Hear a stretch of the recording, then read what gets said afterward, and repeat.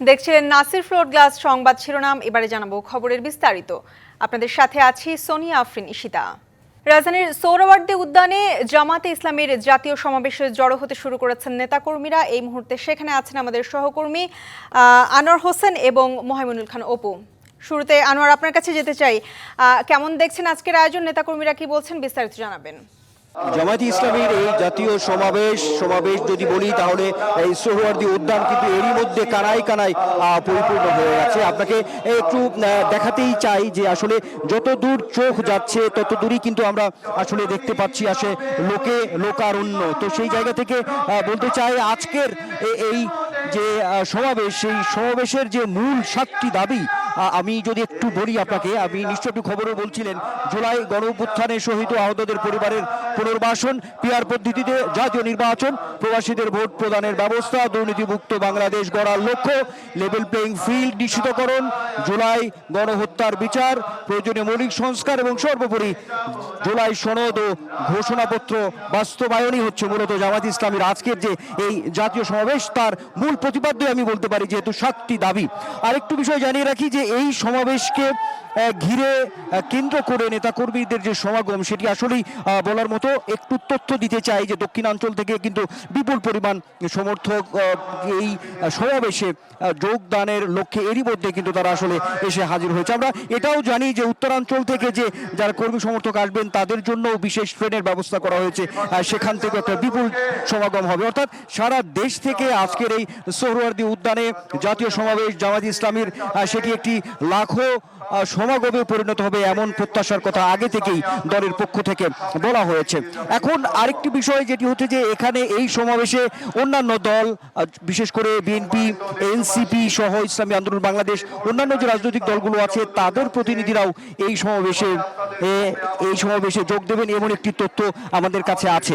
তো সব মিলিয়ে যদি বলি সীতা, তাহলে বলতে হবে যে আনুষ্ঠানিক যে শুরু এই জাতীয় সমাবেশের, সেই শুরুটি হবে বেলা 2টায়। তো এখন পর্যন্ত কেন্দ্রীয় যে নেতৃবৃন্দ তারা এখন পর্যন্ত এসে মঞ্চে উপস্থিত হয়নি, এমন একটি তথ্য আছে। তো আরো বিস্তারিত জানতে অন্য প্রান্তে আছে এই সোহরাওয়ার্দী উদ্যানের সহকর্মী অপু। আমরা চলে যাব অপুর কাছে। অপু, জানতে চাই আপনার ওই পাশ থেকে আসলে সমাবেশের চিত্র।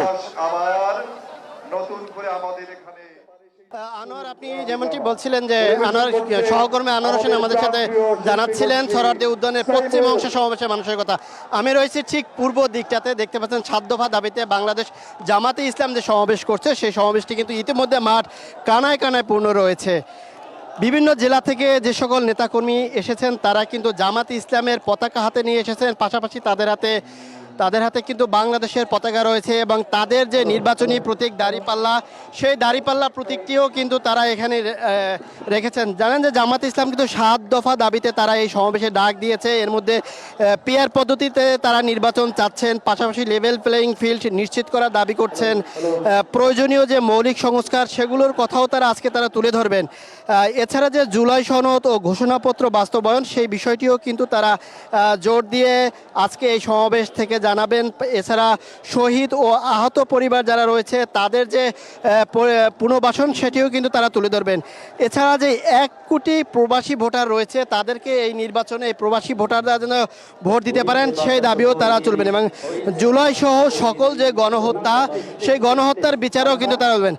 দুপুর 2টা নাগাদ মূল অনুষ্ঠান শুরু হবে, তবে সকাল 9:40 দিকে সাংস্কৃতিক অনুষ্ঠানের মধ্য দিয়ে কিন্তু জামায়াতে ইসলামের যে মূল সমাবেশের আগে সাংস্কৃতিক অনুষ্ঠান সেটি কিন্তু চলছে। এবং এই সোহরাওয়ার্দী উদ্যান যেমনি কানায় কানায় পরিপূর্ণ রয়েছে, পাশাপাশি কিন্তু এই মাঠের বাইরেও কিন্তু আমরা হাজার হাজার নেতাকর্মীকে আমরা বিভিন্ন সড়কে কিন্তু তারা দেখতে পাচ্ছি। এবং এই সমাবেশ কিন্তু জামাত ইসলাম যখন করছে, প্রায় 1980 সালে কিন্তু তারা প্রথম সমাবেশটি কিন্তু তারা করে। এই ঠিক 45 বছর পর সোহরাওয়ার্দী উদ্যানে এই প্রথমবারের মতো এককভাবে জামাতে ইসলাম এই সমাবেশ করছে। এর আগে বিএনপির সাথে তারা কিন্তু এই সমাবেশ করেছিল, তবে এই আজকেই তাদের সবচেয়ে বড় সমাবেশ। তারা যেটি বলছেন যে এই সমাবেশ থেকে তারা যে 7 দফা দাবি বাস্তবায়নের যে ঘোষণা দিচ্ছে, এছাড়াও কিন্তু তারা এখান থেকে তাদের আমির ডক্টর শফিকুর রহমান নেতাকর্মীদের উদ্দেশ্যে গুরুত্বপূর্ণ বক্তব্য দিবেন এবং সামনে যেহেতু নির্বাচন, সেই নির্বাচনকে কেন্দ্র করেও কিন্তু বার্তা দিবেন। তো রাজধানীর সোহরাওয়ার্দী উদ্যান থেকে সোহরাওয়ার্দী উদ্যান থেকে জামায়াতে ইসলামের কিন্তু সমাবেশের এই ছিল সবশেষ খবর। অপু, ধন্যবাদ। দেশ গড়তে তরুণদের রাজনৈতিক দল এনসিপি পর্যায়ক্রমে পথসভা করবে চট্টগ্রাম বিভাগের 5টি জেলায়। জুলাই পদযাত্রার 19তম দিনে এনসিপি আজ যাচ্ছে কক্সবাজার ও বান্দরবান জেলায়। এনসিপির জুলাই পদযাত্রার আরও খবর জানাতে কক্সবাজার থেকে আমাদের সাথে যুক্ত হচ্ছেন সহকর্মী শঙ্কর বড়ুয়া। রুমি, কেমন দেখছেন আজকের আয়োজন, বিস্তারিত জানাবেন। এনসিপির যে কেন্দ্রীয় পদযাত্রা সে চট্টগ্রাম বিভাগের প্রথম জেলা হিসেবে আজকে কক্সবাজার থেকে শুরু হচ্ছে। ইতিমধ্যে তারা সার্বিক প্রস্তুতি সম্পন্নের কথা জানিয়েছেন। পদযাত্রাটি কক্সবাজার কেন্দ্রীয় বাস টার্মিনাল থেকে শুরু হওয়ার কথা থাকলেও সকাল 10টায় এখনও পর্যন্ত শুরু করা হয়নি। তবে অল্প কিছু সংখ্যক নেতা কর্মী কেন্দ্রীয় বাস টার্মিনাল এলাকায় অবস্থান করছে বলে আমরা জেনেছি। পদযাত্রাটি কক্সবাজার কেন্দ্রীয় টার্মিনাল থেকে শুরু হয়ে কক্সবাজার শহরের প্রধান সড়ক হয়ে কক্সবাজার পাবলিক লাইব্রেরি কেন্দ্রীয় নেতারা বক্তব্য রাখবেন এমনটির কথা জানিয়েছেন। জনসভা শেষে তারা বান্দরবনের মুখে রওনা দেবেন এবং প্রতিমধ্যে তারা রামু, ঈদগাঁও এবং চকরিয়া উপজেলায় পথ সমাবেশ করবেন এমনটির কথা জানিয়েছেন। সকাল 11টায় জনসভা কিন্তু এই ময়দানে শুরু হওয়ার কথা থাকলেও এখনো পর্যন্ত আমরা নেতা কর্মীদের তেমন তা উপস্থিতি দেখিনি। তবে কয়েকজন সংগঠককে আমরা এখানে তাদের প্রস্তুতি নিতে দেখেছি। তবে মঞ্চ থেকে শুরু করে সার্বিক তাদের প্রস্তুতি নিতে দেখেছি। তবে মঞ্চ থেকে শুরু বাহিনী সার্বিক প্রস্তুতি নেওয়ার কথা জানিয়েছেন।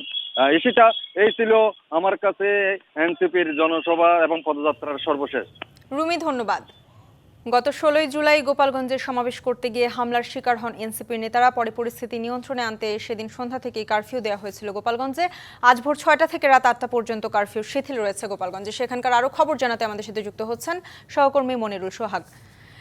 কারফিউ তো আজকে শিথিল, জনজীবনের স্বাভাবিক গতি দেখছেন কিনা বিস্তারিত জানাবেন।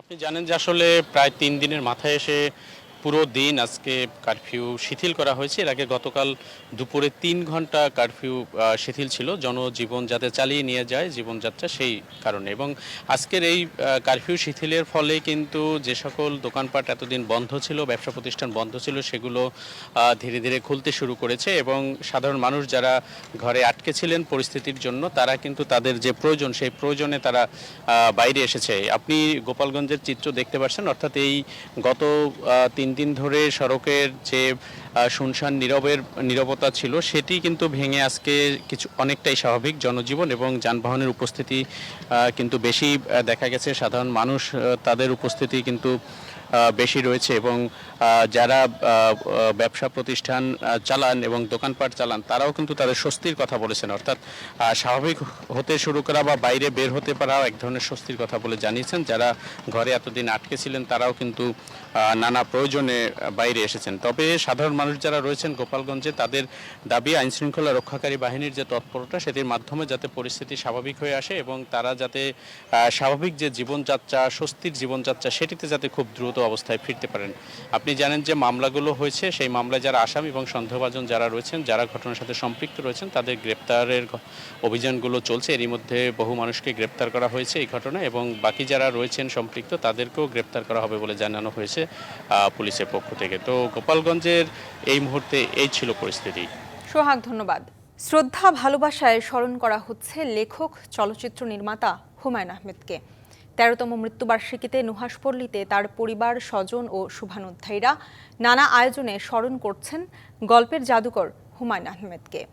গাজীপুরের নুহাশপল্লীর লিচুতলায় সকালে লেখকের স্ত্রী মেহের আফরোজ শাওন, 2 ছেলে নিনিত ও নিশাদ হুমায়ুন আহমেদের কবর জিয়ারত করেন। পরে তার ভক্ত, কবি, লেখক আর নাট্যজনেরা ফুল হাতে শ্রদ্ধা জানাতে ভিড় করেন নুহাশপল্লীর লিচুতলায়। তারা লেখকের প্রতি শ্রদ্ধা ও ভালোবাসার কথা জানান। 2012 সালে 19 জুলাই ক্যান্সারে আক্রান্ত হয়ে যুক্তরাষ্ট্রের নিউ ইয়র্কের একটি হাসপাতালে মারা যান জনপ্রিয় গল্পকার, নাটক ও চলচ্চিত্র নির্মাতা হুমায়ুন আহমেদ। ডিবিসি সংবাদে এই ছিল এখনকার মতো। ডিবিসি নিউজের সংবাদগুলো পড়তে ভিজিট করুন dbcnews.tv আর ভিজিট করুন ডিবিসি নিউজের ফেসবুক পেজ এবং ইউটিউব চ্যানেল। ডিবিসির সঙ্গে থাকুন।